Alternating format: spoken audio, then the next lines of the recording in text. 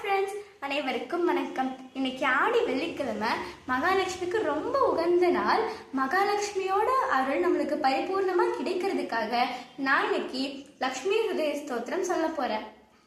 ஸ்ரீதேவி பிரதமம் நாம த்விதீயோ அமிர்தோத்பவ த்விதீயம் கமலா ப்ரோக்தா சதுர்தம் சந்திரலோச்சனா पंचमं विष्णु पत्नी च षष्ठं श्री वैष्णवी तथा सप्तमं च वरारोहा अष्टमं हरिवल्लभा नवमं शार्ङ्गनी प्रोक्ता दशमं देवदेविका एकादशं महालक्ष्मीः द्वादशं लोकसुन्दरी श्रीपद्मा कमला मुकुन्दमहिषी लक्ष्मी